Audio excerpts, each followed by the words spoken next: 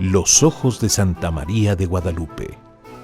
La noche del martes 29 de mayo de 1951, el dibujante Carlos Salinas Chávez recibió al pintor guadalupanista Luis Toral González en su despacho de la calle de Tacuba de la capital de México.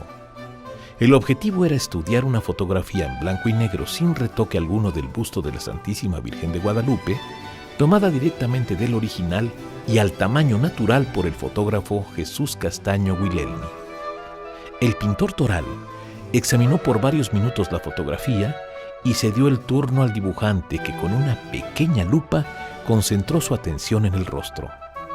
Al llegar a los ojos, descubre que en la córnea transparente en la región del iris se halla estampada en ambos ojos la figura del busto de un hombre.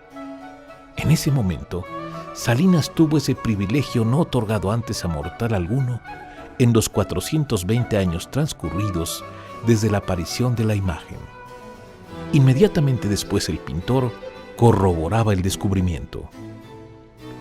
En el mecanismo normal de la visión trabajaron dos oftalmólogos, Purkinje de Bélgica y Samson de Francia. Trabajaron separadamente y luego se unieron para formar este esquema que ya es universalmente aprobado por todos los oftalmólogos. Desde la noche de su hallazgo hasta el momento de su muerte 30 años después, Salinas trabajó incansablemente para lograr la investigación científica de su descubrimiento. Tras muchos esfuerzos, consiguió la autorización de las autoridades eclesiásticas y después, durante innumerables veladas, llevó a pintores, investigadores científicos y, sobre todo, oftalmólogos a estudiar los ojos de Santa María de Guadalupe. Años después, publicó su primer libro con el testimonio de 11 de los más reconocidos oftalmólogos. Todos dieron fe por escrito que, de acuerdo con las reglas de Samson Purkinje, se ve el reflejo de un hombre barbado en ambos ojos de la guadalupana.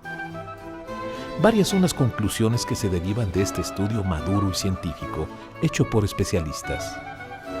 No se conoce ningún cuadro en el mundo que realice estos reflejos en los ojos, de acuerdo con las leyes ópticas de Samson Purkinje.